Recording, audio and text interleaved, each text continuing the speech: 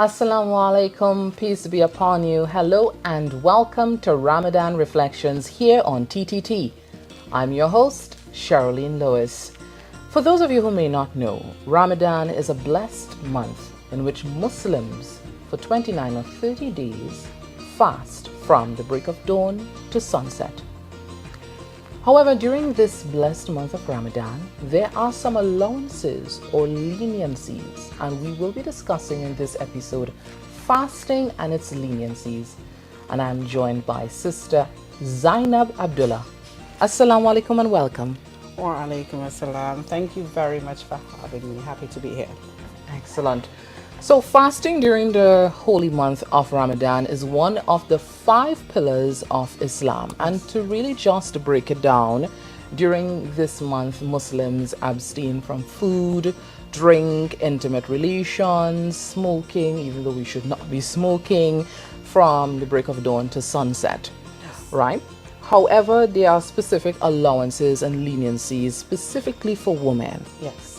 So, Sister Zainab, can you tell us what are some of the leniencies for women during fasting? So during fasting, we have the number one leniency of course, not fasting during our menstrual cycle.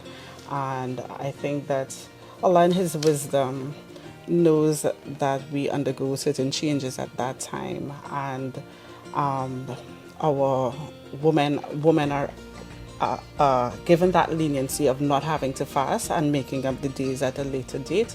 As well, during the postpartum bleeding after pregnancy, women are not required to fast at that time. Even if a woman is on a journey, if we're traveling, of course this allowance is for men as well, but we don't have to fast during a journey. We are allowed to make up our days at a later date. So let's circle back to the postpartum aspect of it. Now, that is also a mental and emotional taxing time for women. Very taxing time. Can you just give us a little deeper insight as to why postpartum was also one of the allowances where women should not fast, Muslim women? So I know that sometimes we question why Allah does what He does in terms of giving certain rulings. But as a woman myself, and having to go through that period of time, I can definitely understand the wisdom and the merciful nature in giving that leniency. At that time, you are very, very emotional. You are dealing with a newborn baby. You are dealing with, we say the loss of having that baby under us. So at that time, I think I can only assume that, Allah in His wisdom understood the need for us to have that leniency and has given it to us.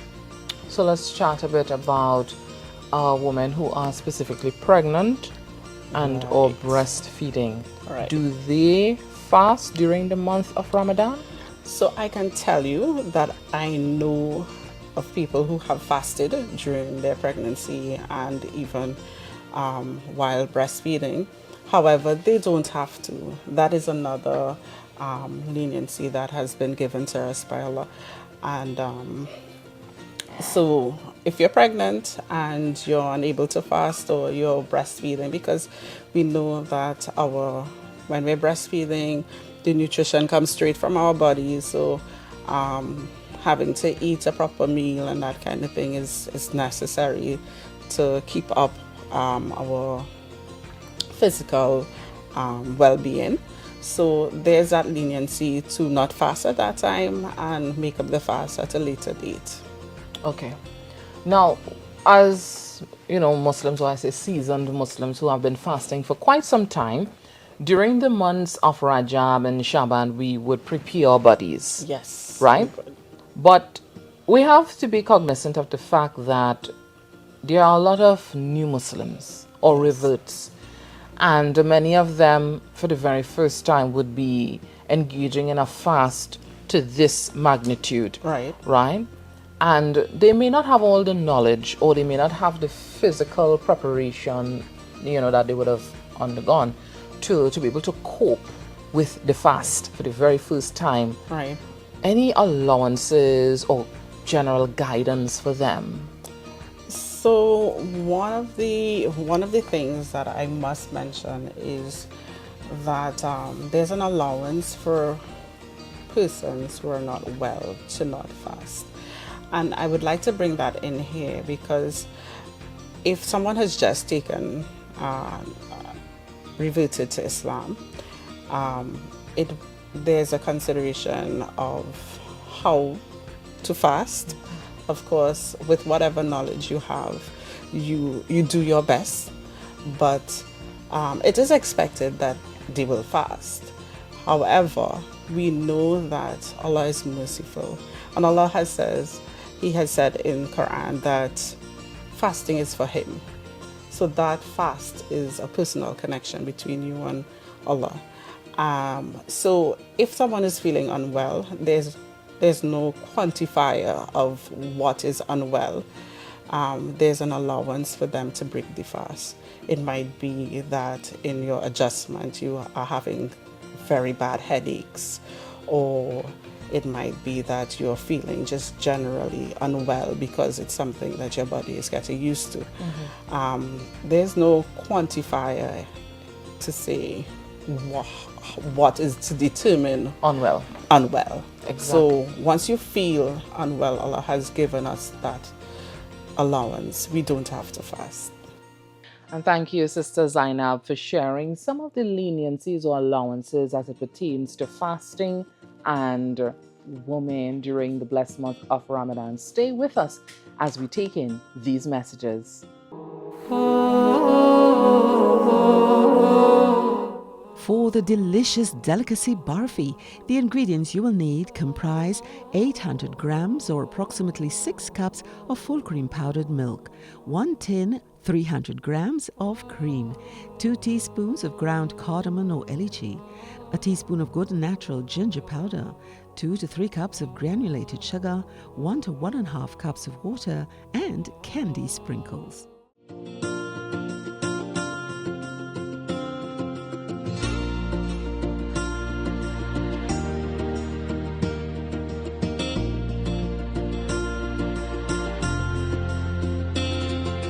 Welcome back to Ramadan Reflections right here on TTT. If you are just joining us, we are discussing fasting and its leniencies. And with me is Sister Zainab Abdullah.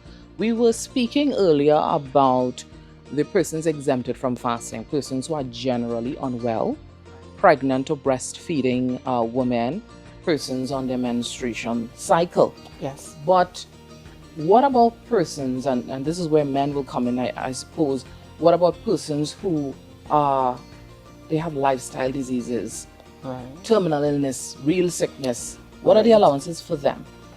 So for persons who are ill, as you said, lifestyle diseases, they are not required to fast. Allah in His wisdom has given that mercy, and because it's a lifestyle disease, we do not expect them to be able to make up the fast.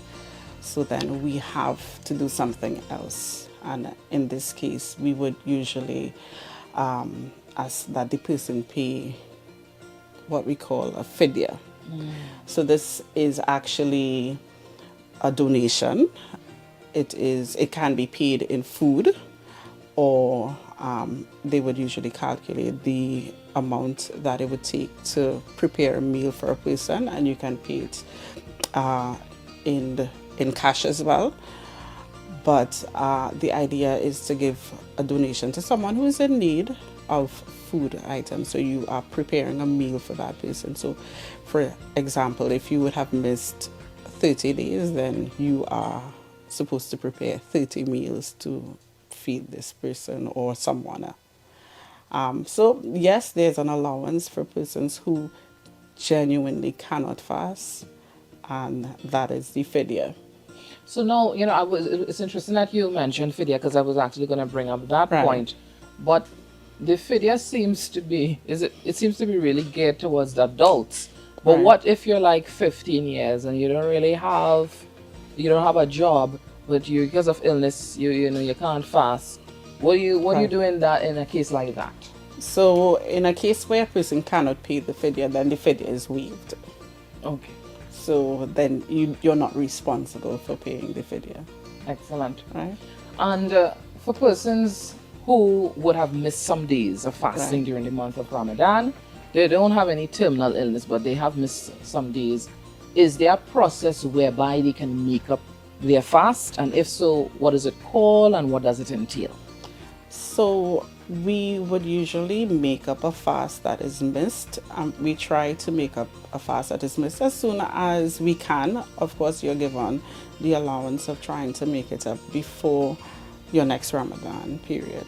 So it is just really making up the days that you would have missed. I tell people though, fasting in the month of Ramadan it feels so easy. Whenever I have to make up a day, it feels as though it's a little more strenuous, and maybe it's because you don't have others fasting around you, but definitely you get to make it up on your own time.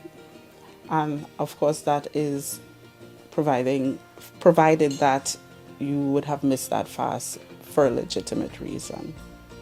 After the month of Ramadan, actually after Eid ul-Fitr, where we celebrate with our families, and we have a great day, great day actually. Great day. We do have to do some fasting after that, right? Let's talk about those. So those fasts after Ramadan is called our Shawwal fast, and it is not mandatory, of course, but we are encouraged to fast 6 days for the next month. And of course, we are told that if we fast Ramadan and then fast those 6 days, it would be as though we had fasted for the entire year. And so you see Muslims rushing to that to take up the challenge, or should I say the pleasure of fasting those extra 6 days. You might think that people would be happy to be done with the Ramadan fast, but we actually do very much miss Ramadan once it has gone, and people don't always understand it, but it is really a beautiful time. Excellent. Now I want to say thanks so much, Sister Zainab, for accommodating us here on Ramadan Reflections on TTT. Thank you for sharing your knowledge and, of course, speaking to the leniencies as it pertains to fasting, because, there are a lot of perceptions that, Muslims, we fast for these 29 or 30 days, and it's a very intense process with, no allowances, and that is not the case. Definitely not. Right. So as we have come to the end of this episode of Ramadan Reflections, we would like to thank you and wish you all Eid Mubarak.